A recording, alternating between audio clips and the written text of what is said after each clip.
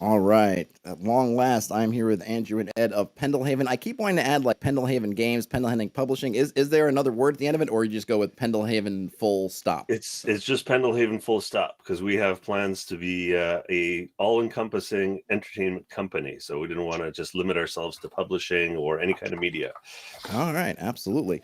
Well, I remember I talked to you for. I don't think I saw Ed. Were you at PAX Unplugged? Because I remember having a No. really good conversation with Andrew. Okay, so I remember talking to Andrew. I wasn't sure if you were there. And we kind of exchanged contact information. I know we've been playing a bunch of email tag to get this set up, but I'm happy we finally got there. I guess before we get into Fate of the Norms itself, why don't you guys give me your, what is your gaming backgrounds? How'd you get into tabletop, and what are your origin stories? Well, like most people of my generation, I started with the red box. I mean, it was just the holy grail of what the hell is this wonder in a box? This whole new, different type of gaming. And I went down the rabbit hole for all those decades of different types of RPGs. Discovered board games in the early 2000s with the Euro invasion, and just turned my passion into my day job. So I've been doing that for the last 10 years. And so that's pretty much the short and sweet of it. Living the dream. Absolutely. Did you progress through the editions, or did you stick with the red box for a long time, or? I went through pretty much every single edition. The shortest one I think was fourth. I played it for about 2 hours, and that was the extent of it.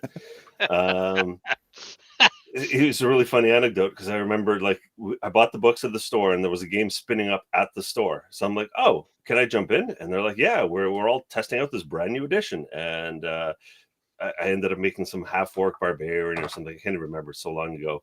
And then we enter this dungeon and there's this line of goblins in front of me. And I'm like, all right, run at them, a double clothesline, wrestling style. And the guy's like, no, you have to use one of the moves on your character sheet. You can't do anything else. I'm like, isn't this a role-playing game? Like, what the hell happened to D&D?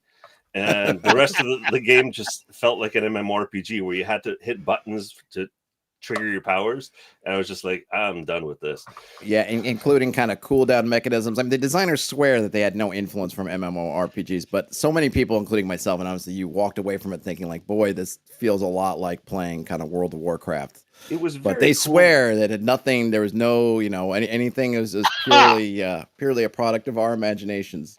It was cool for warriors, right? Because warriors did a lot more than just roll to hit, right? In previous editions, it was just all I can do is just swing. Now I've got these really cool maneuvers and stuff, but they just needed to add like cinematic actions to their action economy, and I think that would have saved the entire system. Just allow for those cinematic actions in there. And I think that and maybe support some more out of combat stuff, because it felt like, as far as DM guidance, right? You would have combat, which had a ton of stuff, skill challenges, and then it's like, well, if something doesn't fall into one of those two things, like what are we supposed to do? Obviously, as an experienced GM, you can draw on all the other stuff you've played, but I feel like as a new GM, it was kind of like that's kind of it. It's skill challenges plus really long tactical, combat. Too long. Too long. What about you, Ed? Did you start with the red box earlier, later? Oh dear. Okay, I started with Monopoly, Diplomacy, all the board games my father had, and my father was a NORAD radar guy. Whoa! So there were military simulation games, which we would later call SPI style games. Mm. They had hexes and zones of control and weird little rules on turn 36.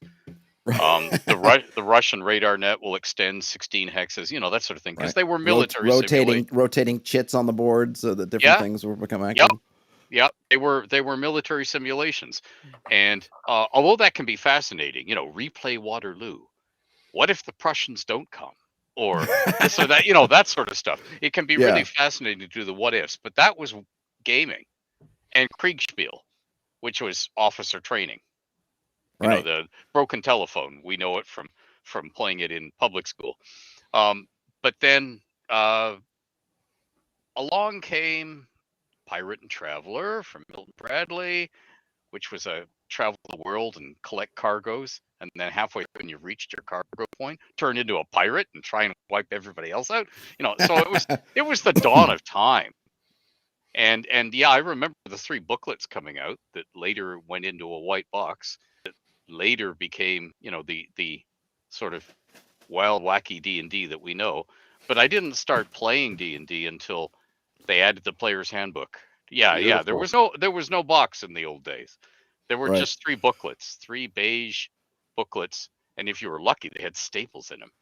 Did you come through chainmail first? Yeah. Did you go through the? Yeah, but you have a reprint of chainmail there, because I see that it has the lovely coil rings. I do. Yeah. That are black plastic. The original had different coil rings because plastic hadn't been invented.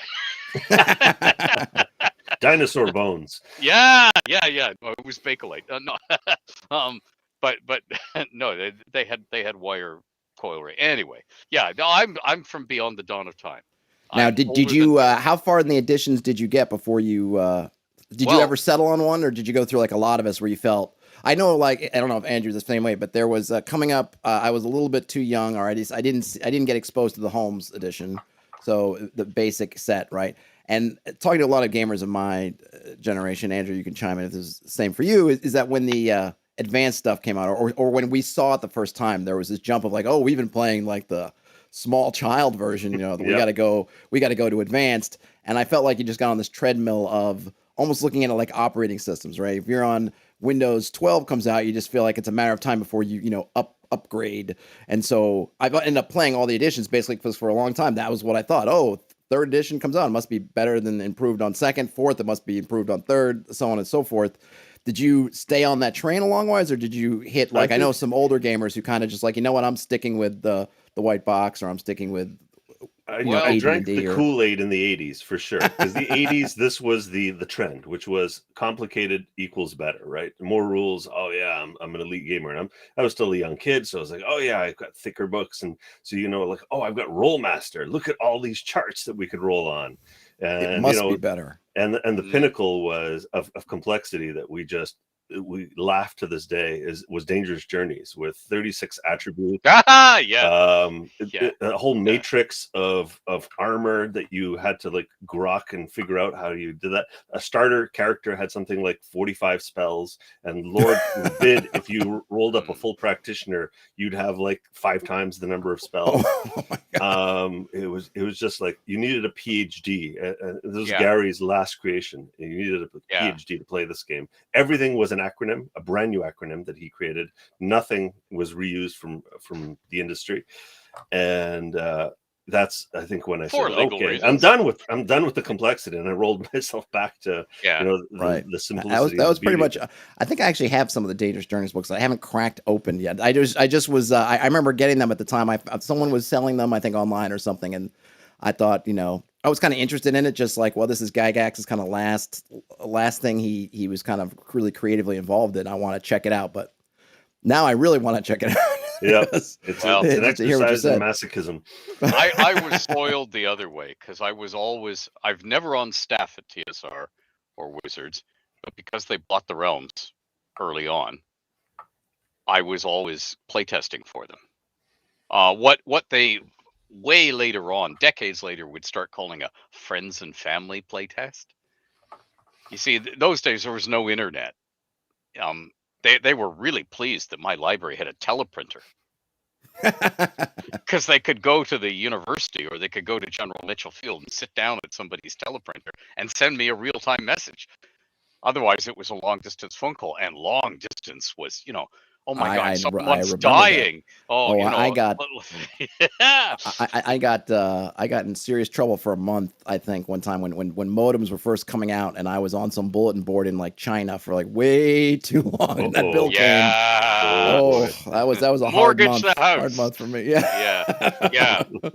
But the problem with that is, okay, I don't know if you've ever seen this. There was an obscure BBC TV series years ago called Playing Shakespeare. Ben Kingsley hosted a lot of it, and it was all eminent actors of the day and eminent directors. And they'd take a scene from Shakespeare that you'd all seen in school, and they'd all play it on stage, and they'd say, now let's do this next scene as if Julius Caesar knows they're going to murder him, and he can get away. So he's going to try and put a good face on it because he's working on his legacy. Okay, now let's try this again as if Julius Caesar has no idea, and they play the same theme over and over again. That's fun. It's great fun. But when you are asked to playtest the same encounter, room with 16 goblins, okay, we're going to use the Dwarven Beard's Falling rule this time. Okay, and we're going to run it again with reverse gravity affecting the room. Okay, we're going to run it again, but we're going to use these new initiative rules. And by the 43rd time you go up against those goblins, it's like, I don't care. I'm gonna eat this goblin, try and have sex with that goblin, and throw that goblin out the window. And the dungeon master's going, "What are you doing?" And you're going, "I am so bored." And of course, that's how each new edition I was introduced to. Okay, Ed, we need you to playtest this. Okay, now we've changed the way we're going to do that. So playtest the whole thing again with the same characters, the same people around the table, the same exact encounter, except now, and it's like, oh my God, shoot me now. Mhm. So as a result, one of the things I ended up doing for TSR in the old days at Gen Cons was, because they'd want me to run a charity table so they could raise tons of money. Hey, you get the game with, these TSR designers and Ed Greenwood in the realms. Wah! And I'd say, okay, anybody who's got their kids there, or any media who's coming from Milwaukee who never has played a game before that didn't involve cards or a cribbage board, and their grandparents, okay, sit them down and I will run them, because it's just going to be theater of the mind, and I'm going to be a ham actor / director explaining everything, and I'm just going to tell them to say what their character's going to say. So what you say comes out of your character's mouth, and roll. You see that funny die in front of you that's got 12 sides? Roll that one. And I'm just going to run the whole game like that. So that's now my druthers, because I got overloaded with the other stuff. I mean, I believe it, and I want to segue, because there's so much to talk about with Fate of the Norns. But I felt like when Andrew was kind of demoing me through how it worked, I mean, that's a lot of what I got out of it. Like, really. And I want you guys to run through it, because I don't have it in front of me, and I don't want to butcher the whole thing. But I felt like instead of using the dice, using the runes was just thematic, right? Because that kind of just puts you in the game just right from there. I felt like I could be like that old woman in the 13th Warrior who's calling out the runes and laying them down, right? And so you already feel like, okay, I'm kind of getting into it, and using that kind of shifting it up and down and looking at the colors and the symbols. It just felt like, but everything felt really simple to me, which, being as someone who talks a lot mostly about OSR stuff, like I really try to stay to, like, what can we do to get the most kind of bang out of the buck, right? Like, if we're going to have a certain rule or certain mechanism, let's make sure to get as much mileage out of it before we start piling on more stuff. And I felt like you guys, with that kind of rune mechanism and moving them up and down, really seemed to nail that. We're going to get kind of maximum mileage out of this mechanism, and it's kind of a new and kind of cool mechanism just on its own, because something you don't see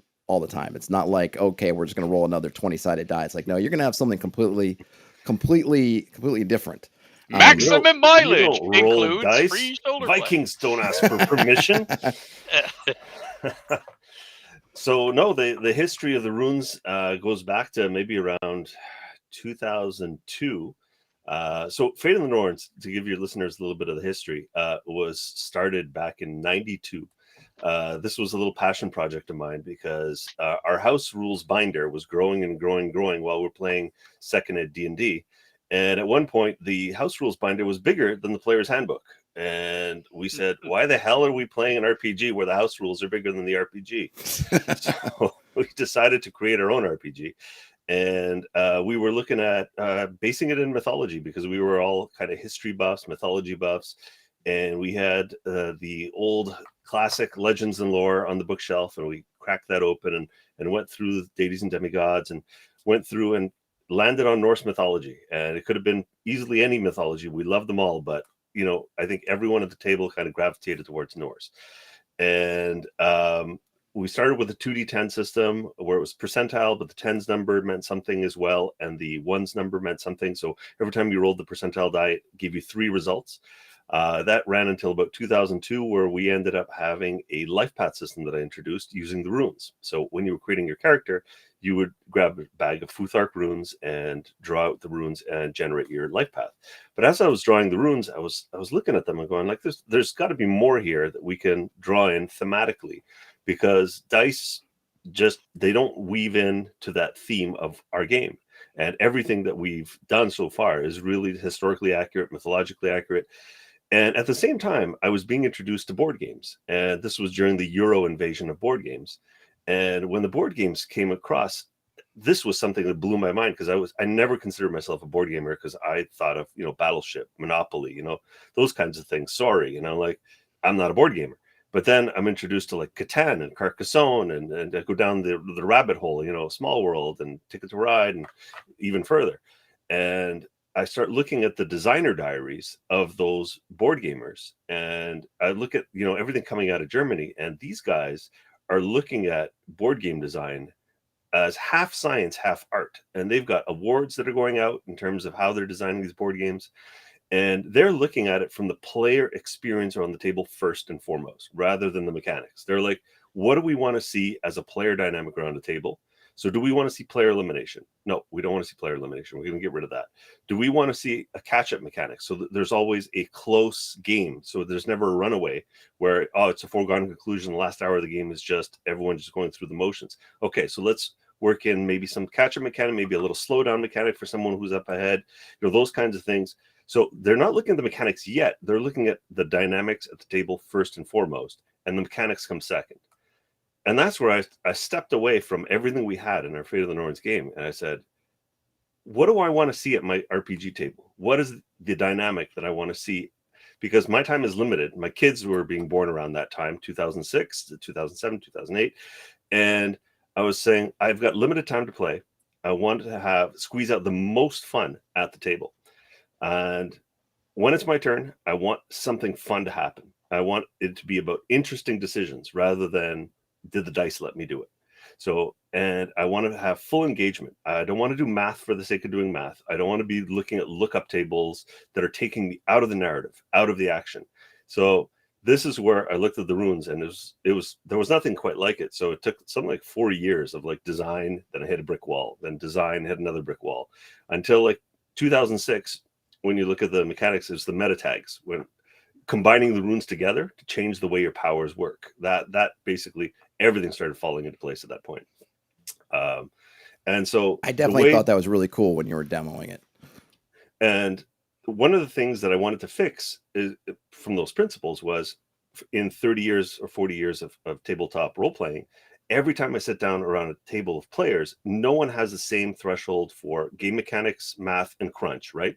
It's never the case that everyone's like, oh yeah, I love the mechanics the same amount. There's always someone that goes, oh, let's play Fate, or let's play Rollmaster. Like, everyone's got their favorites that are a little bit more crunchy or less crunchy. And so I said, why aren't we designing RPGs with multiple levels of crunch, where people can play at the level they enjoy at the table, and the system should tie it together in real time? And that was the 3 levels of crunch, where crunch 0 is just play a rune. For every verb you use, it requires an action where you need to pay a rune to perform that action.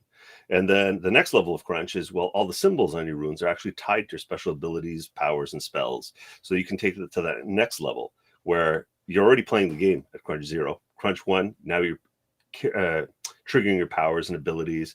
And then crunch 2, now you're combining your runes together to, do that min-maxing. What's the best combo here of the runes that I drew to be able to pull off, a customized spell or a customized maneuver in the battle? So that's kind of the other aspect that the runes allowed us to do, is to create a system that has variable levels of crunch, and everyone can play at the level they enjoy. And we can teach Side by crunch side. 0. Yeah, and we can that was teach pretty crunch key. 0 in 5 minutes and have you playing the game, and you learn the rest of the game while you play. I also like those decision points about, I think, because when you get hit or something, you have to give up a rune, right? That the decision, at least when you're at the higher crunch levels, of which rune am I going to give up? Because if I give this one up, I'm losing my access to this ability potentially. But then if I give this one up, it gives me something else. So it adds like another really interesting point, whereas normally it's just, you're just marking checking off a number on a list or something like that. It adds kind of another decision point, as you're saying, if you want it. Yeah, hit points never made sense to me because it's just you're doing a ton of math for the sake of doing math, because it only matters when you hit 0 hit points. If you think about it, nothing changes until he hits 0 hit points. And the RPGs that actually made it matter, you had to do some sort of lookup and mental math where it's like, oh, if I'm less than 75% of my hit points, let's apply all of these modifiers. So what's happening is you're being drawn out of the narrative, out of the experience, out of the visceral combat to do a bunch of math and look up tables and whatever, and you're no longer fighting the big bad in the throne room, right? Whereas with the runes, the rune bag is your life total. And as soon as you take damage, you randomly draw runes out of your bag. And the implication is those runes are no longer in your bag, means you've lost those symbols, means you've lost access to those powers. And so you can't draw them until you get healed. So those hits hurt, and they actually have a consequence on your character immediately. With no math, no lookup tables, there's an immediate impact on your character. Yeah, it's a really great mechanic. And like you said, being able to have a new player and a very experienced player could come in and not feel like, oh, now I got to play like the little kids game to bring this person up to speed. It's like, no, you can keep playing with all the complexity you want. This person's going to play with the complexity that they can handle, and then they can come up to speed whenever they want. It's really great. And I'm sure when you guys have gone to conventions and kind of, it must be great for folks to be able to kind of hop in. Yep, I think Ed's looks like his... Hello. He's back. Can you still hear me? Well, we can't see your video. Lost your video. Your signals. The application says it has lost the ability to reach my camera. Oh no! I'm still here. All right. As long as you're still here, that's the important part. We'll look upon the circle with your letters in there, and we'll just picture your lovely I'm face. beautiful. Yes. As you watch, I'm getting more beautiful. It's magic. So Ed, when did you come on the Norns project? Have you been on for a long time, or are you more recent? No. Andrew and I had done lots of panels together at Fan Expo. And we've hit it off, but no, I was until recently, relatively recently, in the passing years of my endless life, I have been up to the eyebrows in doing stuff for the Realms and everything else. So all sorts of game systems. So this one was, Vikings wasn't really my sweet spot. But then I realized that not only did I love everything that Andrew was putting out, like you take a look at his Edda, it's gorgeous. But not only did I like what I was seeing, I liked the game experience that I was hearing about, and this was a chance to go hog wild again. So we are doing that with, and I was basically came on board to do Athcliath or Auclia, or however you want to pronounce it. The Gaelic. Dublin under Viking rule. Nice. I've been to Dublin, and I've seen some of the Viking stuff that's still there. Really cool stuff. So what kind of stuff is happening in Dublin under Viking rule? Everything. Okay. Well, okay. It's the Celtic twilight. It is Ragnarok. The world is darkening and getting colder. Crops are failing because no sun. And Sihtric, King Sihtric, the one-eyed king, the Viking king, who conquered Dublin with some help, but is now kinging it there on the Riverfleet throne, has managed to attract the movers and shakers in the world to his city. This is the last wild golden age, and or maybe the last, but it's the city of golden slaves. Everybody with money, everybody with entrepreneurship is interested in the city or rushing there. So it's a cauldron. It's a melting pot. It is a time for adventure. In a world. No, I'll stop. I'll be good. No, I know. Go for it. Don't need to be good on my behalf. Everything's going on. Yeah, just think of any wild fantasy city. Well, that we have that doubled. Only ours is completely detailed and worked out, where the food comes from, where your chamber cup gets emptied to, what everything's built of. So no works. Toiletless castles where you don't know where. Right. No, we've been at this for what, a year and a half already, Ed? Yeah. At least. Yeah. At least a year At and a half. least. Probably Who are going on who are 2 the main years. players? So we have the Vikings there in Dublin. You have, I So- guess, the Irish Celts. Yeah, you've got the Irish pagan Celts and the Christian Celts, the Okay. Kriostai as well. So you have a melting pot of 3 cultures, 3 religions in one city. So the pagan Celts are basically getting the whispers of the old gods, the Tuatha De Danann, the Firbolg, and the Fomorian, that are whispering to them in their dreams and are waking from the other world. You have the Norse gods that are preparing for Ragnarok and an inevitable battle with Nidhogg in the third age of Ragnarok. And then this third age is actually bringing in the War of Shadow, which deals with the light and dark elves in Myrkvid. And this is bringing in all of the fairies from Celtic mythology as well into that third age. And then you've got the Kriostai, which are dealing with the Christian religion and the white god, which we call in the Fate of the Norn setting, that are trying to stem the tide of Ragnarok and reverse it and stop the end of the world. And we have elements of revelation that appear in the setting as well. So this could be the end as well. This is the end. And where do we envision the? Is it just basically it's kind of open sandbox? The players can kind of interact with this however they want, or do you have any sort of particular angle they're coming from? Yeah. So what we have right now is we have 3 big books, big RPG books for the Norse side of things. And what we've done is we've created another analog to these big books called Children of Eriu, which is a standalone RPG in the Christian side of the Fate of the Norns universe. Or the Celtic side of the Fate of the Norns universe. And Athcliath is going to be within that Celtic RPG. It's also a standalone RPG. It's going to be a box set of 4 smaller books with maps and quests and a sandbox. Basically, this is for an urban adventure. So there's many kinds of adventures you can have in the city, whether mundane or supernatural. You can deal with smugglers, you can deal with politics, you can deal with the politics between the different rival factions. You can deal with the fairies that are living in the city and the unseen folk, the Huldu folk. There are the dangers outside the city, as that's why everyone is crowding towards the city. The people that can afford to live within the city are living in a tent city that's kind of pressed up against the city walls on the outside, because just the exterior is just so dangerous right now. So there are many like this. We call it the City of 10,000 Adventures. What kind of tools do you give for the GM to work with these? Do you envision, them doing sort of like a detailed block by block maps of Dublin? Do you guys envision, or do you have tools for doing like as a kind of a point crawl kind of thing, or something else entirely for working inside Dublin? And I want to ask that same thing about out in the wilderness, but let's start with kind of Dublin and the city environments first. That's my job. That's what I've been doing for the last year. Every single block will have an overview treatment and a deep dive treatment. And in the initial block set, you'll get an overview of all 96 city blocks. Wow. And probably a little about outside the walls. And that's sort of a tour guide where you know what's in every building. That's the overview, is every building. That's the overview. We're not talking about the deep dive. Right. Yeah. On a and the deep dive. Yeah. And the deep dive, you get an NPC for every building, at least one. Goodness. And some of the rooming houses have dozens of them.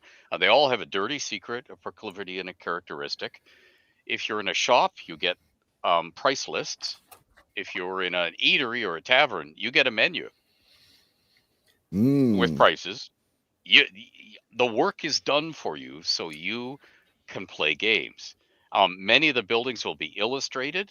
We'll have floor plans for a few of them. So the work that you don't want to do, the scut work is done. Okay, so you can spend your time on the game and around the table with your friends. I mean, that you can sounds, enjoy the adventure. That sounds awesome. I from the very earliest of role playing products, because I'm older than dirt. I was there when the role playing product started. If you're paying money to somebody, what are you paying for?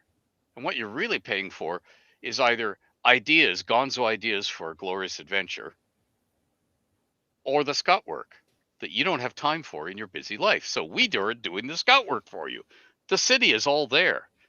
You will be going, wow. Now, it's going to take us some time to do a deep dive all the way across the city, because there are 96 blocks, and there's a limit to what you can squeeze into a box set. This is true. Because we assume your box set, you want it to fit on a shelf, not dominate a room. Yeah, please so don't you follow have that to throw away your new dining- board gaming trend of having just boxes that are just ginormously huge. You know, like boxes that Yeah, can double as yeah. coffee tables. Yes, we don't want you to have to lose your coffee table. Yeah. But yes, that's what we're doing. Each city block will be detailed. And I mean detailed. You know what the building is built of, you know what it looks like, you know all the ways in and out, you know what goes on in it daily. So you can add secret doors and passages, but the actual building, it'll be as good enough that you could walk in and live there. That's awesome. So how dangerous is Dublin on a scale of kind of utopia on the one hand to the invincible city state of the overlord? How rough and tumble is it if you're crossing the street trying to get from one block to the next? It depends what neighborhood you're in and who are your friends and who are your enemies, right? So one of the things that we added to the system already in anticipation of Athgleath was a year ago or more, a year and a half ago, when we released Creatures from Fairy Tale and Myth, we added a social combat system to our engine. So our mechanics had a combat system like most RPGs, but we didn't have like a full-blown social combat system. And what we wanted to do is have a social combat system where you can recreate scenes like intense movies, like in Ocean's 11 or, some courtroom drama or something like that, where you've got maybe a negotiation between, warring factions or kings or merchants. And it shouldn't boil down to one charisma check if we're talking in D&D terms, right? It should be, what do I know about these people? Who are my allies? What can I bring into this conversation? What powers do I have? Social powers. And what am I wearing? Maybe the garb that I'm wearing or items, social items that I have give me bonuses. And so we have a full social combat system built into this. So you can go through the city and have very meaningful and fun, mechanically intense encounters without having them to be physically violent. Nice. I think I would be like that guy Benny from the 90s Mummy movie, where I just have every religious symbol. So when the monster comes up on me, I can just try to go through the list. I thought that was a really brilliant kind of throwaway thing, because it makes total sense, but you never see anybody, in a land of where all kinds of supernatural creatures or whatever might show up. It might be good to have a few things in your bag that you can, toss on, like, oh, I'm going in the Christian area. All right, let me pull that cross out of the bag and put it over my neck just to get that little extra piece of security. I think the stuff with the clothes is kind of fascinating, because it's something that gets glossed over a lot in games. It's kind of like you can dress like a pauper or you can dress like a king or something, but it doesn't really enter into it. It's just really just your player self-image. Do you want to look sloppy, or do you want to look put together? But it doesn't. Very few games really will bring it in and say, okay, because you're looking sloppy when you enter the tavern, they don't serve you, right? It doesn't really go that far. So nice to see that it might give reasons for folks to spend money on their clothes, or even to dress down. It might be appropriate if you're going into because you would get bonuses. It doesn't necessarily mean that better clothes will mean a better bonus in every situation, but that's why you'll have things like clothing shops in Athgleath. In other RPGs, people would be like, oh, what do I care about a silk doublet or a silver arm ring or a skull shaped into a mug, or a belt of skulls. That's just an aesthetic thing. Like, I'm not even going to waste my time about this. We're going to bypass the store. But in Athgleath, when you go in there, every single one of those items is going to have stats associated with them that are going to affect your social combat. So just like if you were to walk in and start comparing a flamberge with a halberd, it's the same kind of thing. The belt of skulls versus your silk shirt are going to have stats. Why not wear both, right? Get your silk shirt and clasp your belt of skulls around it. Really throw people off a little bit. He seems like a not that tough, because he's with that. Yeah. His shirt screams one thing, but that belt, skulls, I don't know. I get the guy wide berth. What kind of factions are going on? So I know we talked briefly that we got all this kind of melting pot, but in terms of, I mean, I guess maybe a better general question is, how are you guys addressing whatever you guys call I assume there's something We have cabals, if not called factions. Bubbles? Cabals. Oh, cabals. How do they work? How do they work? Mainly they don't work. No, mainly they haven't taken over the world yet. They're lurking, which means they're looking for recruits. Hello, they're looking for you. No, they are Hare of all Krishnas of the different ancient world. sorts. No. That's you see. The mistake is to think they're all religious based or cults. There's everything in here. There's the small self-interested sort of cabal, which is, we three merchants have agreed not to compete. So you carry mugs and tankards. I won't. I'll carry bowls. And this guy over here, he'll carry the ladles, and we won't compete with each other. Like, that's the lowest, most boring and mundane sort of thing. Where it's a sort of a non-aggression pack, to use the wargaming term. And from there, it goes all the way up to, we are going to kill every king everywhere in Hibernia, Ireland. And we're going to start with this one, because he's Norse. And then we're going to take out all the other Norse kings. And then, kings aren't a good idea. The common man should rule. So let's exalt the common man, which means everybody who looks rich, we'll kill them and eat them.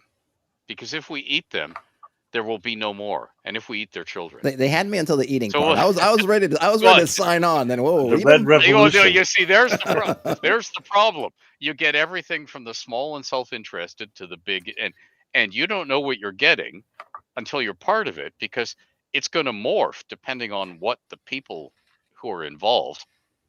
It's like everything else. There's mission creep. I got you. Is there kind of a sort of, I don't know, Gnostic / Scientology kind of thing of levels where the folk on the street level maybe just know about exalting the common man and maybe don't know about the literally eating the rich? Yeah. Oh yeah. There's everything, because all of them have a need to know. Because if they're doing anything they think that the lawkeepers, the king's patrols, might crack down on, their chief way of protecting themselves is to guard information and dole it out. So somebody can't rat them out because somebody doesn't know enough to rat them out. So yeah, that exists on all of them. But they're not all sinister and they're not all evil. They're what you make them into. Yep. Which is the joy of role-playing. That one person's campaign, they're going to be different from another's. And that's great. Yeah, because it is your way of leaving your mark without butchering everybody in the city. That's the other way of leaving your mark. Just go through the city killing people, which is all too common at the gaming table. But there are other ways of doing it, and there are people who want to role play games who don't want to have viscera bouncing around the gaming table. Yeah, I think my current group is kind of like that. They have not been quick to just make the city streets run red with blood, which has been refreshing. That's refreshing. No murder hobos. Yeah, two of my favorite factions that we have are, one of them is deals with the Knockers and the Dvergar. So these are the crafters of the city. They're the ones that are dealing with black market realm ores. So ores that have been brought in from other worlds. So the Celtic other worlds, as well as the Norse other worlds, like Asgard and Muspelheim and Jotunheim. And so there are portals to these worlds in Athcliath. And so what they've done is they're bringing these ores in and they're trading in these ores, and just an ounce of these ores are worth like a ton of gold. And so there's this shady level of arms dealership going on, because both the Knockers and the Dwarves do not believe in the Norns prophecies. They don't believe in how Ragnarok's going to turn out, and they're the arms dealers of Ragnarok. They're arming both sides, the giants and the gods, and they're there to mop up after the battle. They're planning on taking over. And the other one are the Filborg. And so these are the old gods of the Celtic pantheon, and they were defeated by the Tuatha De Danann. But they were very, very much gods of the people, and they mingled with the people during their stay in Hibernia. and they left their bloodlines throughout Hibernia. And one of the things that we're going to be adding to the Afterlife mechanics, so maybe we can touch on the Afterlife mechanics afterwards, which is you can actually play characters that have divine blood in them as well. And so this is another one of those cabals that we're working on, and we're not going to have them all fully fleshed out in terms of, you know, all these levels and tiers and whatnot, but we have those planned because this is a city that once we release this, it's not a static city that we're done with. We have a Patreon that's started 2 weeks ago, Ed, and we're going to be running this for years to come, and we are going to be releasing content for the city on a regular basis every month. One of you guys have a link and you throw it, there's a private chat thing, I can dump it into the normal chat so folks can take a look at that. I had something else to ask about Dublin, but now I lost it. So for this initial box set, how much outside of Dublin are you guys covering? Kind of the classic kind of pale area? Or is it less, more? And then are you doing it, you know, hex style? Do you have a particular style or, you know, and sort of tool that you're sort of, I guess, presenting as kind of the recommended way to run being outside Dublin in the game? So we have Tent City, which is like a massive sprawling section outside the city. And then we have north of the Liffey, which is like a haunted area. The King's been trying to build a bridge across the Liffey for quite some time, and the fairies just keep throwing wrenches into every single contractor's job. They're all running away because their people are dying, the bridge is being set on fire, there's all kinds of hauntings. I'm just trying to get you that link. Sounds like a good first mission, you know, protect the bridge across the Liffey. Well, you might think that. And your descendants, if they want to inherit early, might. or maybe that's an end game. Maybe that's Yes. I think I sent it to you. I don't know if you received it. I did get it. I did, absolutely. I'm going to post it in the chat right now. So and the majority of the whole continent is covered in the standalone RPG Children of Ariu. So which is basically our Irish or Celtic RPG, which was 800 pages before we went through a 6-month revision of slimming this bad boy down to 500 pages. A mere 500 pages? Yeah. How would they bag of shells between this? Because I know you say you're kind of doing things and having kind of a full kind of RPG for each. Are basically the core rules are pretty much the same across, whether you're coming from the Christian to the Celtic or from the Norse, everything pretty much matches up. Are there any? Are you guys making any adjustments for the different kind of? I don't know. I wouldn't even want to call them full setting, but kind of I don't know because they're all part of the same overall setting, but sort of maybe mini settings, or is it pretty much the same? So we're not releasing any new editions of the Runic Game System RGS. So it's pretty much the same rule set since the core rulebook, but we have been adding little refinements to the game rules. So when we released the core rulebook in 2012, that was what we call internally RGS 3. And then we released Denizens of the North, which was like a really big expansion book, which is like a historical deep dive into all the Viking kingdoms. And that was, I guess, what we would call like 3.3 edition of RGS. So we added some refinements to it.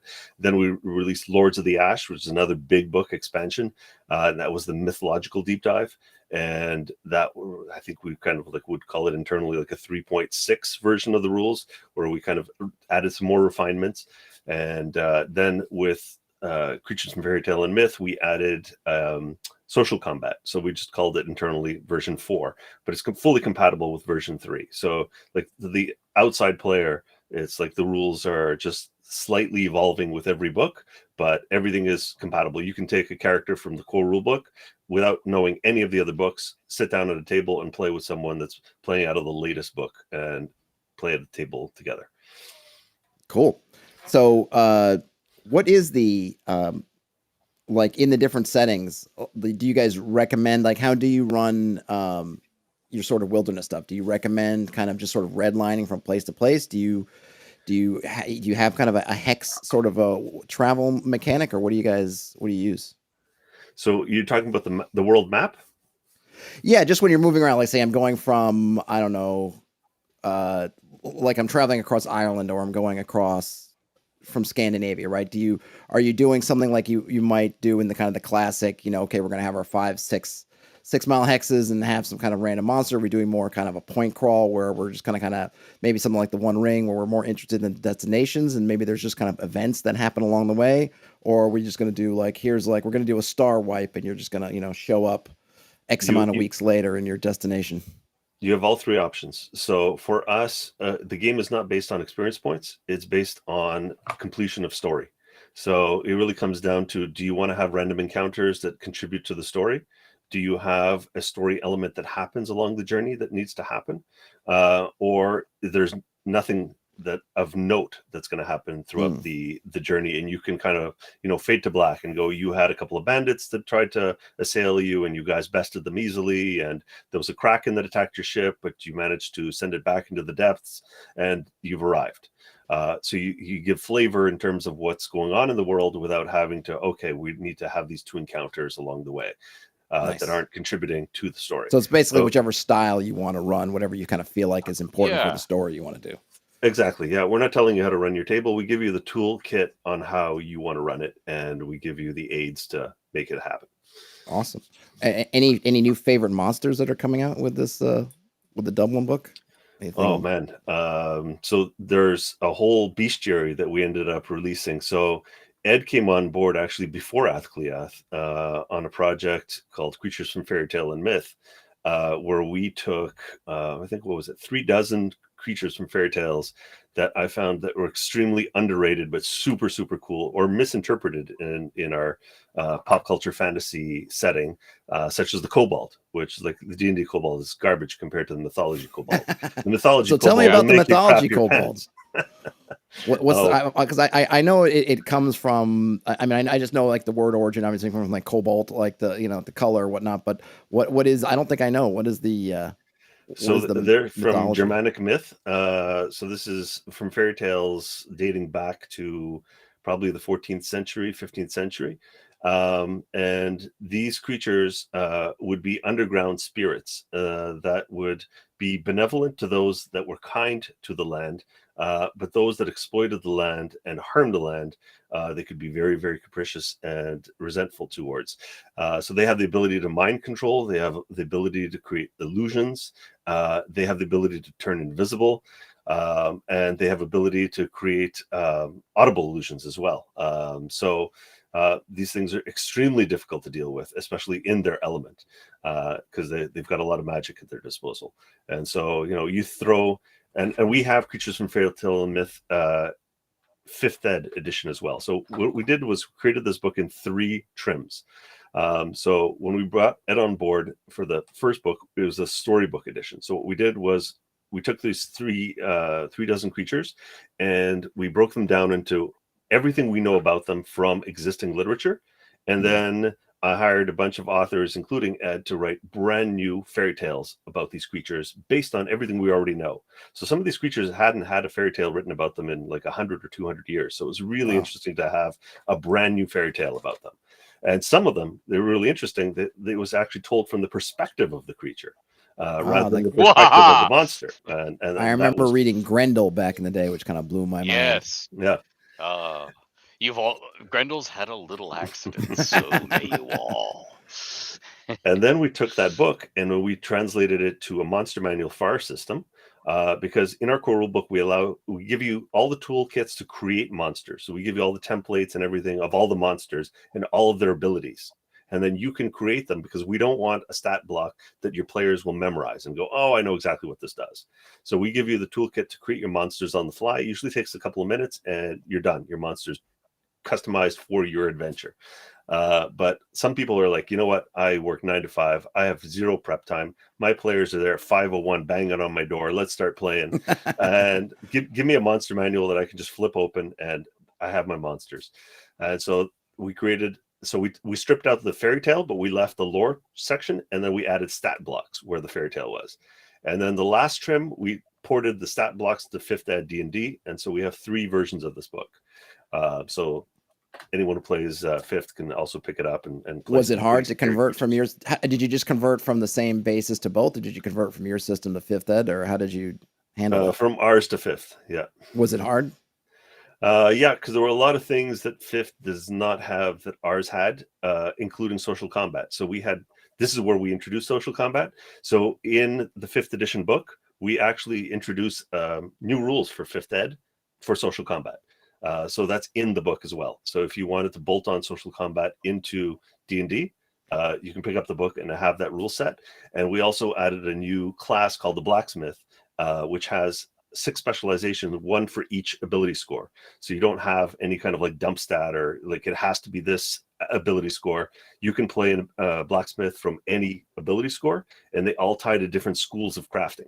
Because if you look at like Norse mythology and even Celtic mythology, there are so many fairy tales and sagas about blacksmiths creating wondrous things, and the way they go about it are so different that there's really schools of crafting. It's not all the same. And so how do you have that in your actual game? Do you have yeah, we have that as well in our game. Yeah, many different types of schools of crafting, and players can specialize in different schools of crafting, and this allows players to even come together and work together. 2 blacksmiths from different schools of crafting can work together to create something even more amazing. Oh, cool. I'm always torn on the whole how much crafting putting out. I know just people love it from MMORPGs, but I always feel like if you're an expert craftsman, that's kind of what you're spending your whole life doing, not running around trying to slay dragons. But there's no question that people love their crafting. When you're dealing with that, when having players kind of create stuff, do you worry about balance? What is the concept of balance in Fate of the Norns? Does it just seem to be just kind of baked in? Is it hard to kind of break, or are you just kind of like, you know what, they're going to do it, it's have fully fun baked into the system. So we've got an internal point system called the QR system, quality rating. So every single passive power, every single active power, every single spell, every single magic item, every single mundane item has a QR point system behind the scenes. Everything is built on this point system. Every single special effect has a point value associated with it. So everything is balanced using that system behind the scenes. So when the blacksmiths start crafting stuff, they get a little bit of that behind the scenes view because we expose the QR system to them. So they build an item with a certain amount of QR, and then they start baking effects into their item. Cool. And so, yeah, they get to be a little bit of the game designer.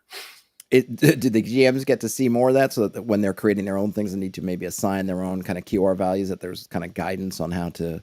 Yeah, we started that with Denizens of the North, so that's where it appears for the first time. Cool, because I know that I don't do much 5th edition stuff anymore, but the amount of hemming and hawing about trying to figure out what CR for something is, and then even if that CR is accurate at all, is kind of no end of either fun or aggravation, depending on people want.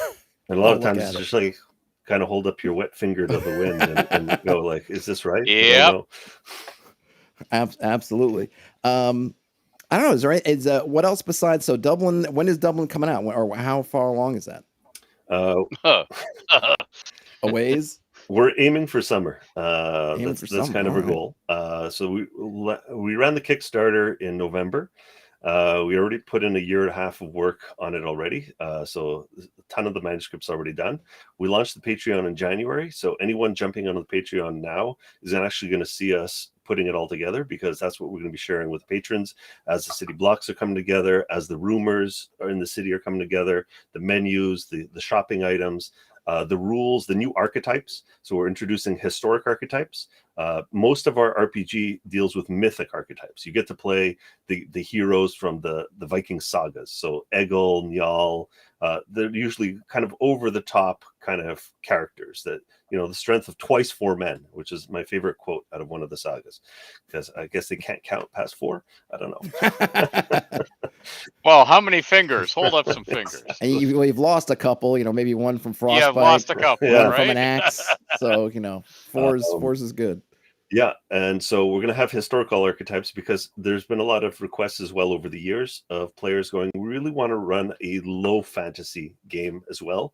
Can you give us the toolkit to run really just a low fantasy game where the supernatural stuff is kind of done in the periphery? It's the rumors that are going around, and no one really comes face to face with it, but it's always there, just in the edges of your vision.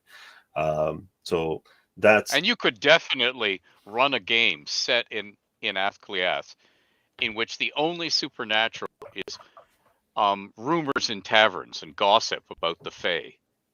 The Fae are always doing something somewhere else. Or this building's haunted. Oh, how's it haunted? Well, the Fae, Yeah, but what do they do? Well, last weekend I hear the chamber pot tipped over. So you could run the whole thing when it's just in the background. There's enough intrigue and everything with all just the political maneuverings and all those cabals and everything. Oh gosh, yes. To not have to. The Fae are a handy excuse for a lot of skullduggery. But you can also dial up the mythology to 11, which we did during GaryCon. So the last GaryCon was virtual, and Ed and I were co-GMing the games for Athcliath online for the convention goers. And the adventure Ed came up with was the Celtic pagans have hired the adventurers to help gather materials for a ritual to bring back one of the Tuatha De Danann gods, to wake them and bring them back into the land of the living. And where were they planning on releasing the god? In Athcliath, in the middle of the city. So that right in front of the palace. So that was the adventure that we were running. So you can. I mean, isn't that the natural place to bring in the old gods right there in the town square? Everyone's got to see it, right? Oh yeah, sure, yeah. That's exactly it. It's your advertising. It's that old parable. If you raise a god in the woods, and nobody's there to see it, like, did you really raise a god? Right. You got it. The other thing that's awesome. How is co-DMing? How does that work? You just mentioned it, and I know it's something that comes up. I see people saying in this particular case, it's Andrew knows the rules and Ed just wants to tell the story. So it's kind of good cop, bad cop. I get to kill the players running the combats and get all the laughs and weave the tale. So you guys are actually at the table once, just kind of switching off roles. And kind of one of you go to the forefront, the other one kind of go to the background. It's a virtual tabletop. It's just right now, it's like Roll20, So we're both online with the players, and I was just doing all the switching between the play mats and the runes. So we're fully integrated with Roll20. So if anyone wants to play the runic game system, I remember you mentioned that when we talked at PAX, but yeah, I was gonna mention that because with the runes and everything, I know lots of folks have runes in their home. But if you don't have the set, it's good to know that they're kind of integrated. Are you on Fantasy Grounds? I also want to show you this. There's a runic app for iOS and Android that will run for both. So you can. It's really blurry. It's kind of blurry. We get the idea. So yeah, you get play mats on your phone, up to 6 play mats. You can run this on a tablet. So iOS and Android support for your runes. So you can have them physically or digitally.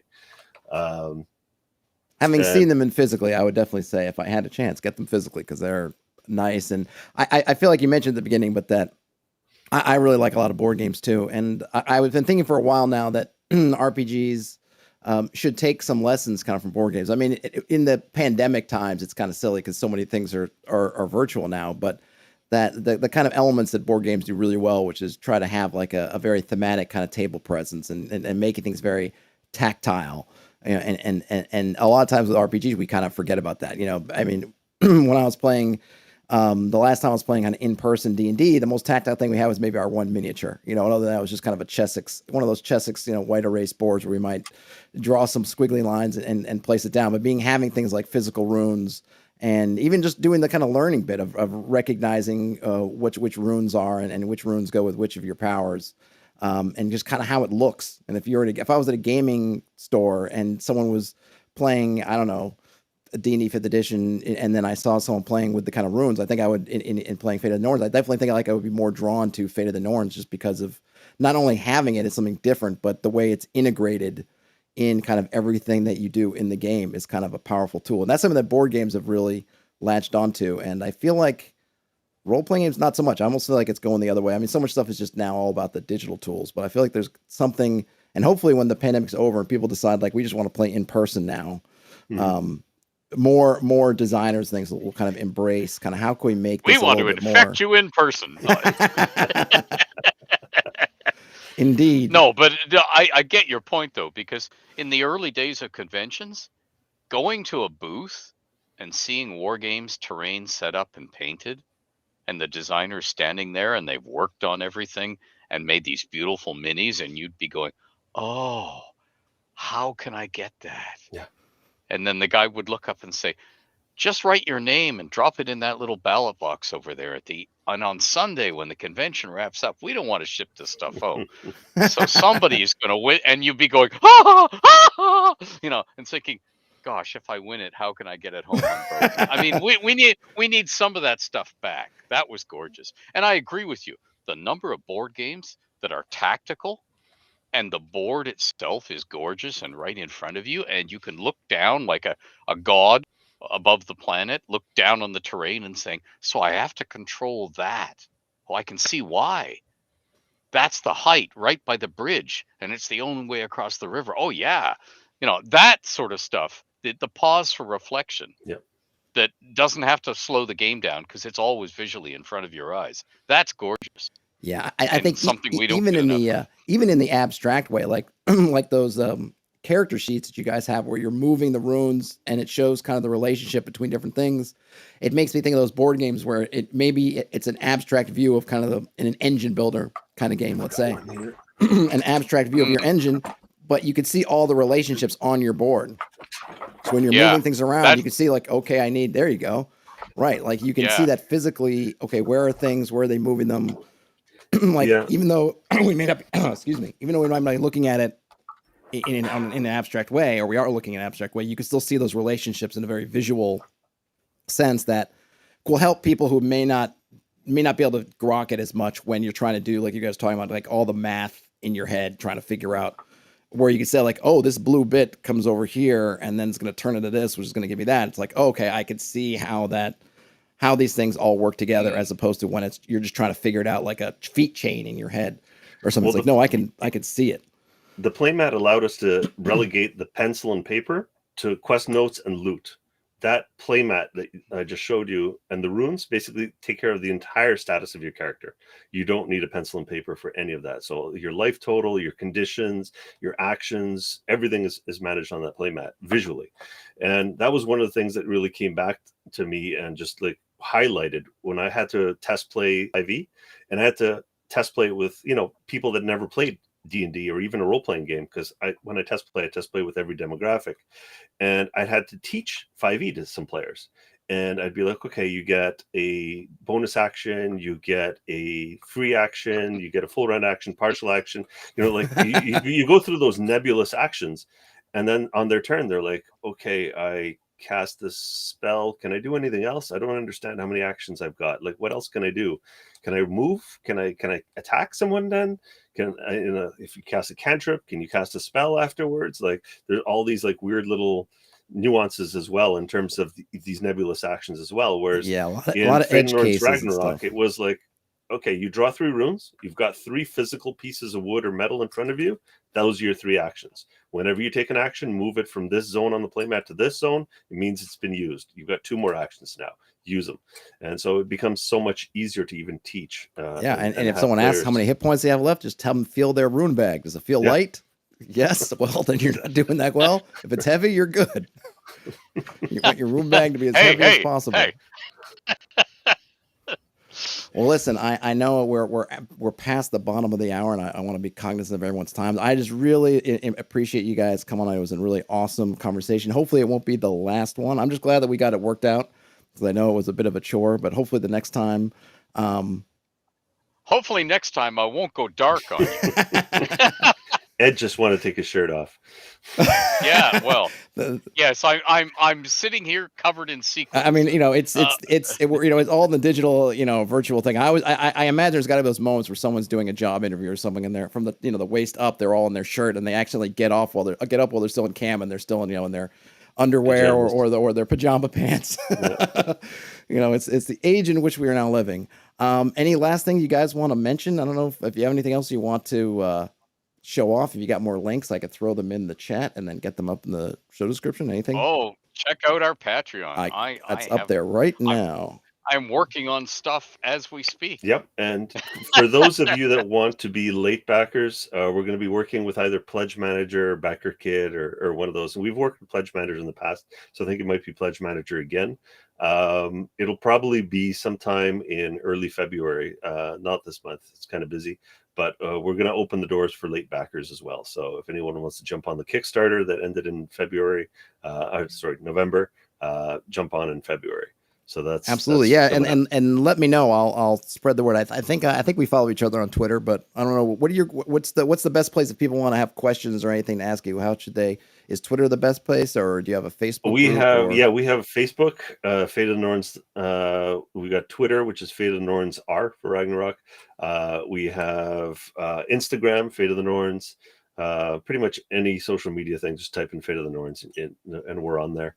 And we also have an official forum. That's probably the best place, because that's where, if you've got rules questions, or, what's in this book or what's in that book, the forums are probably the best place. So you just go to fateofthenorns.com, and at the very top are a bunch of links. One of them's to go to the forums. I see it right now. I'm going to pull it up just to. All right. I'll throw that on there right before we get off. Well, awesome time, guys. Thanks again so much. Let me just drop this in here. Fate of the Norns forum. I think the one other thing that I put a pin in that I wanted to mention that's unique about our system that's different. Oh yeah, go for it. We still got like 2 more minutes. Oh, I mean, I got as much time as you guys. I'm trying to be, cognizant for you guys. It was the Afterlife Mechanics that I mentioned. Oh yeah, and I wanted to circle back to the Afterlife Mechanics, which are really unique in our system. So since we're true to the mythologies and the sagas, there's no such thing as the resurrection or raised dead, right? But what did the Vikings have? They had Valhalla, they had Niflheim, they had Folkvangar, right? The afterlife destinations. So we have an afterlife set of mechanics in the game. So when you die, it might not be the end.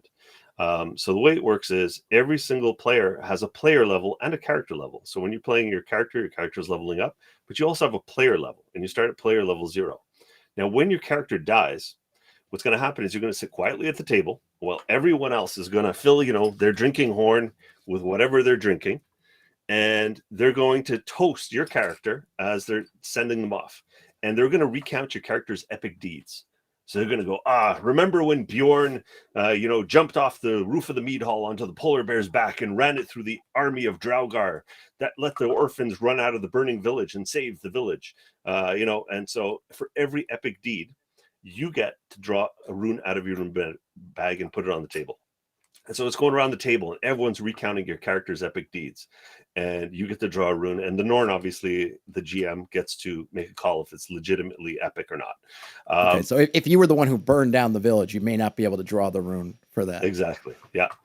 And then the other thing is, if you looted the dead, which is a huge taboo in the mythology, because everyone takes their gear with them into the afterlife, and you don't even want to do this to your enemies, because you want to face them again, the valorous enemies on Vigrid, the final battle, the field of the final battle. And so every time you loot the dead, you better make it worthwhile, because the GM has taken a note that you looted the dead. And when you're doing out your rune chain of epic deeds, every time you looted the dead, you get a rune taken off of that rune chain. Ooh. He flicks one of those runes off the table. And so this is why the Blacksmith becomes super important in a group, because it's no longer that RPG paradigm of, yay, we beat the enemies, we loot them. It's, is it worth looting the enemy to bring on this karma, this bad karma? When I die, bad things are going to happen to me. So after you've finished your set of runes, the GM's going to reach into a full rune bag and pull out one rune. And if that rune matches any of the runes that you pulled out, you hear the songs of the Valkyries as they descend down from the heavens, pick up your character, and bring them up to one of those destinations. And you as a player now level up. And that means every single future character that you make, you get new unlock options during character creation. And all of those options are party friendly. So everyone wants you to get into the heavens. And so everyone cheers around a table when someone gets into the heavens. And I imagine that must police some of the murder, hoboing, and looting, because not only does it affect that particular character, but it affects these things that will potentially, not be there to help the party. Exactly. And you get rewarded for epic play, because after playing for 40 years, I can tell you, I don't remember the safe player that stood in the back and never died. I remember the crazy player. This is like, oh, ancient blue dragon. Why are we trying to kill it? I want to ride that thing. So it's like you remember the crazy stories. And I want our RPG to coax out that crazy narrative from the players around the table to forge those memories that you're going to remember decades on. Nice. And so what happens is eventually you get to level 2, level 3, when you hit level 5, you actually have the option to take one of your old characters, retool them as an Einherjar or a son of Muspel, and Odin comes to see you in Valhalla and says, "Oh, my Einherjar, I have another mission for you in the land of the living." And you take one of your old characters and you bring them back into the game as an Einherjar. And so you come full circle. And that sounds awesome. Afterlife mechanics in our game. So it takes the sting off of death and weaves it into the game. I mean, but I like it. But I assume you're going to be something like, your guy gets resurrected or something. But no, it's not that. It's just that they get put in a better spot, which helps you going forward. And then if you do it enough, then maybe you can bring one of those guys back. That's really good. Is there a differentiation between something like a like the loot horde of, say, like a creature like a Beowulf or like a Grendel rather, than from like a tomb? So that it or do they come across the same as far as the punishment? It depends on the circumstances, right? So we have Fafnir's treasure, right? So Fafnir's treasure can be looted because this was a hoard that was acquired through Loki and Odin pillaging the dwarven kingdoms to pay a weregild for a murder of a king's son, a dwarven king's son. So that treasure would be completely lootable. Whereas, like you mentioned, going in and looting a tomb of someone, well, obviously everything that's in that tomb was meant for the afterlife for that person. And you also get a bonus rune if someone in your party leaves their most valued possession on your funeral pyre as well. So some player giving up their most valued possession for your character gives you an extra rune pull. Oh, man.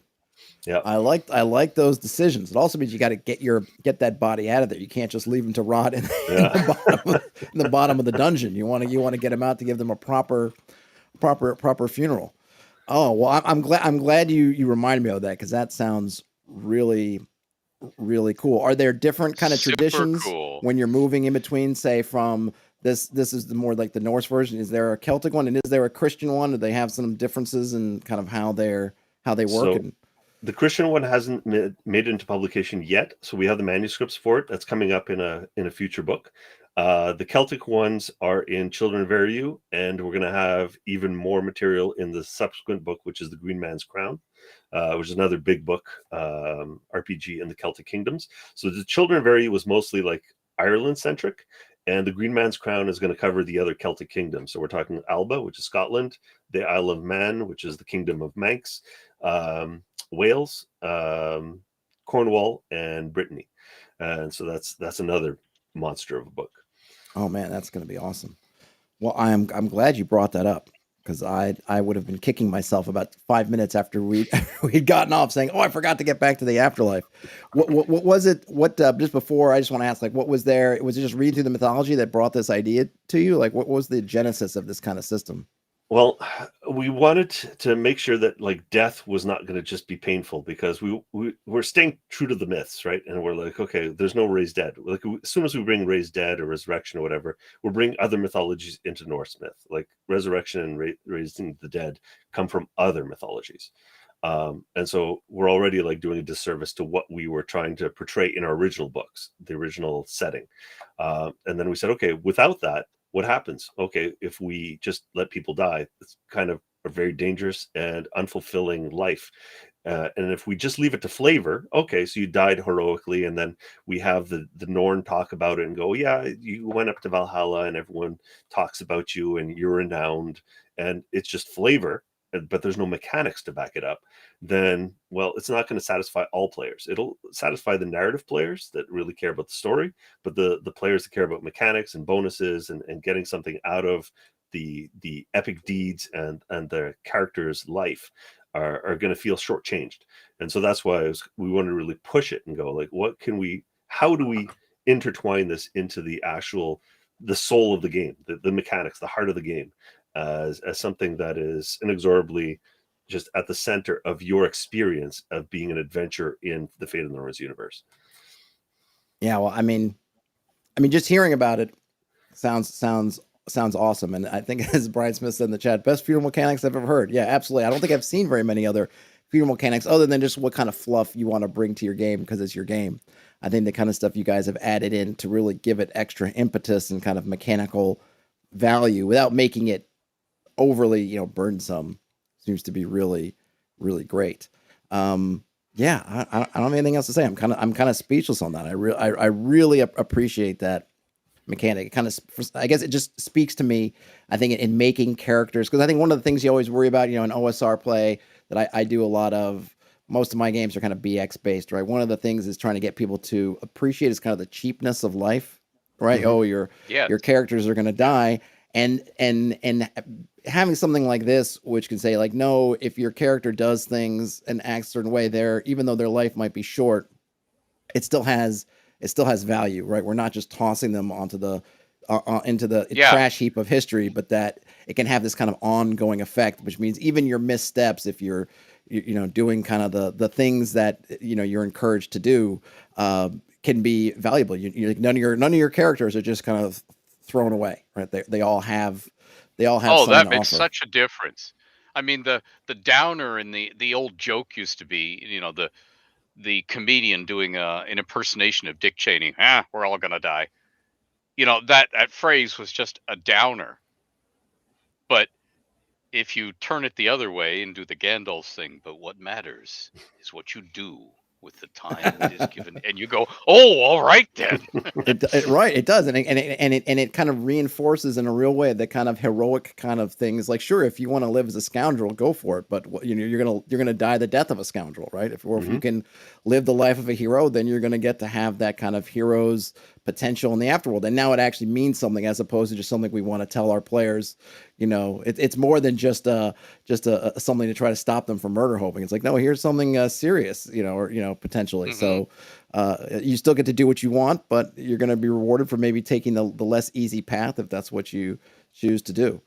That's just great. And folks in the chat keep chiming up with just how much they love that funeral mechanic. Put it on the cover. That's funny. Don't bury the lead. Put it on the cover. Best funeral mechanic ever. Oh, careful there. Daddy, does this mean we're gonna die in this game? That's great. All right, guys. Well, listen, let me let you go and get back to the rest of your day and get back to working on this wonderful stuff. I have city blocks. You got blocks to fill. They're sitting right here. You've got nefarious motives to give to everybody. I really can't wait to see all this stuff. Oh, I guess let me ask, conventions coming up, are you guys going to any? Is Fate of the Norns going to be? Yeah. Where's it going to be coming up? We were supposed to do 2 conventions, one in January and February, but I had to cancel them because of Omicron. It was just too risky, like with everything shutting down, and like I'm up in Montreal, Quebec, so we had like full shutdown. I was afraid the border was going to get closed between Canada and US again. But one thing we're committed to is GaryCon in person in March. We are on the fence for PAX East in April, and we're confirmed for Gen Con in August this year. So those are and Gamehole Con in November. So it's at the end of the year. So those are the confirmed ones. So the next one for sure is GaryCon, and then it's a maybe for PAX East. What's the determining factor on PAX East? The big issue I have is really with ReadPop, the organizers. They frustrate the hell out of me, these guys. They're so tone deaf to our industry. Like, we've been hurting like crazy. There's a lot of like fellow publishers, authors, artists that have basically quit the industry, they've taken day jobs because of what's happened during COVID the last 18 months. Stores have been closed, curbside pickup only. Distributors stopped ordering throughout the pandemic. A lot of us had to like shift to B2C sales. B2B just basically disappeared and dried up. And their prices for their booth is higher than 2019. Oh man. And it's almost like a principled stance. Like, I sent them an email. I'm like, what the hell are you guys doing? Like, we have no idea what kind of attendance we're going to have. this year based on Omicron and everything else. How many exhibitors pull out maybe that don't show up? Because exhibitors that don't show up, like let's say big ones, because PAX East is mostly video games. So, you know, some big Square Enix doesn't show up, or EA doesn't show up, or Ubisoft, and you'll get a ton of attendees that don't show up. And that's a huge hit on the bottom line. It's an expensive show. So it's really just risk and ROI that I have to juggle, and if I want to just reinforce their pricing model. Yeah, no, I don't blame you. I PAX Unplugged was actually my first of the PAXs, and I was kind of surprised in some ways by how disorderly it was. I just felt like some things were kind of maybe more difficult than they needed to be. I don't know if that applies to the other PAXs as well, but yeah, Reed Pop, they do New York Comic Con, and it feels like a big, just kind of corporate sort of bloated. I don't even like to go. I haven't gone the past few years, even before coronavirus, because it's just too big, too crazy. A lot of the kind of cool, I felt stuff that was really attractive before, they just kind of all, I'm sure because of similar things, they just got priced out by all the glitz and glamour of the major, really big players coming in, which is a shame. Yeah, Terrence is in the chat, man. I'd love to go to GaryCon. Yeah, some year I'm going to make it to GaryCon. It's cool that it's in Lake Geneva, but that's a hard place to get to. How do you get there from Montreal? What's the GaryCon travel route for you? So I drive and I pick up my teammate in Michigan, and we end up going through Chicago and drive up. Yep. And around the Tri-State Tollway. Exactly. and Ed's along the way, so if he can make it, I can pick him up as well. But the whole road trip. The road trips are great because most of the time, like when we go to Gen Con, we almost design a board game or a card game along the way. Like we have the whole team sitting in the van. So we've got time traveling Vikings. We have Viking Monopoly. We've got a lot of games that we designed that are just sitting there waiting for, like, you know, Kickstarter time and stuff like that is ready to roll. Oh, that's awesome. See, you have can to be careful. You can repurpose all those 94 blocks of Dublin into Monopoly, you know. You have to be careful in the car because you do have to go through customs. So if you're swinging foam things at each other when you approach the Totally. Well, hopefully folks will see you. I'm not sure what cons I'll be going to this year. I don't think I'm going to make it to GaryCon. I was tempted for PAX East just because it's kind of close. It's only in Boston. But I'm not as interested in the video games part. So I'm kind of really trying to holding off to see kind of what other sort of tabletop stuff ends up there. So I'll be trying to keep my ear to the ground to hear who's going to go. I'd love to go. I love the con, but it's just the pricing just doesn't make sense. Yeah, no, that's really obnoxious, and yeah, it does sound tone deaf. Well, it was a pleasure to talk with you guys. I hopefully the time wasn't too much of a slog on your end. No, thanks for having us. No, it was awesome. Yeah, My pleasure. Anytime you guys would like to come on and chat about something, send me a line, and we'll make it happen. Folks, enjoy the rest of your day, nights, whenever you watch or listen to this. This will obviously be on YouTube and other places after it gets processed as a stream. And I will have a podcast version that will come out in a little bit. Maybe I'll try to get it. I try to get the interview stuff out fairly quick, so maybe I can process it over the weekend. And I'll send you guys a link for the podcast version. Cool. Game on, and I am dancing. I know you can't see me, but I'm dancing. There you go. And Ed Greenwood is dancing. All right, folks. I can't end on a better note than Ed Greenwood dancing on a Friday. So we'll end it there.